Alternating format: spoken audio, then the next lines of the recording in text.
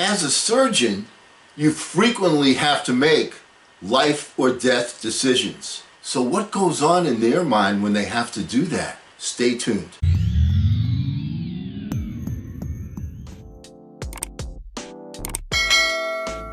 Hello again, everyone. I'm Eli's dad with Project Eli, where we educate, we lead, and we inspire.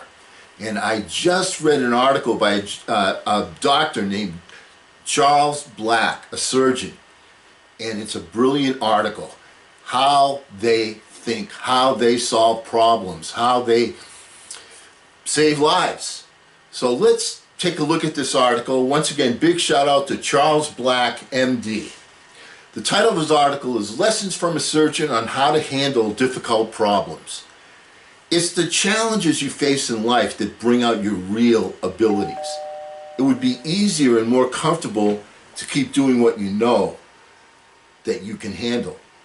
But you can't grow that way. Keeping your problems small keeps you small. In other words, chunk things down, chunk your problems down. You will face difficulties in your life. Everybody does. What separates the successful from the unsuccessful is how they handle those challenges. As a general surgeon practicing acute care and trauma, I have faced my share of challenges. I've developed a philosophical approach to difficult situations that you can apply to transform your obstacles into advantages. So the first thing is, see your challenges clearly. The human brain is wired to perceive threats. Now this served our caveman ancestors well in a world with saber-toothed tigers.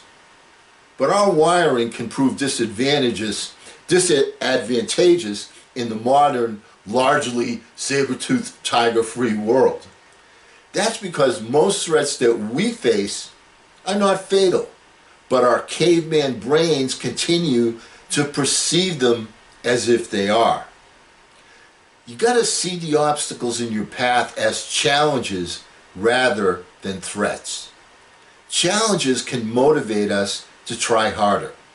Threats frighten us, which shuts down our reasoning and brings on our fight or flight response. That response robs us of the ability to respond creatively and come up with innovative solutions to our challenges. So what can you do? First thing, don't panic. When I face a difficult challenge, my mind tends to go into catastrophic mode. I begin to think, what if I can't handle this? I'll screw it up. I'll lose my job, get sued. I'll end up living under a bridge and die alone. But when I stop this stampede of anxiety, I realize that it's doubtful that I'll end up dead under a bridge. The human brain has two parts, one emotional and the other rational. At times like this, the emotional brain tends to run wild.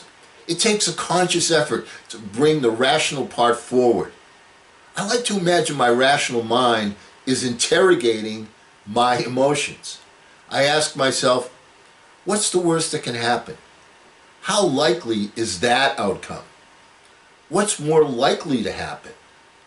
What would I do if that occurs? Often, what we fear most is the unknown. Once we make our fears explicit and check them in the context of our intellect, those fears shrink and we can regain control. But you got to be objective. Step back from the situation and view it from a dispassionate distance. I like to imagine the problem is happening to a friend and not myself. Think about your situation as if it were happening to a friend who needed your advice. How would you see the problem differently if you were not a part of it? What advice would you give to your friend? What reassurances would you offer? Now take that advice to heart. Reframe the problem as an opportunity. There are always two ways to view a problem, as a disaster or an opportunity. In fact, crisis in Chinese means problem or opportunity. Ask yourself how you can frame these challenges.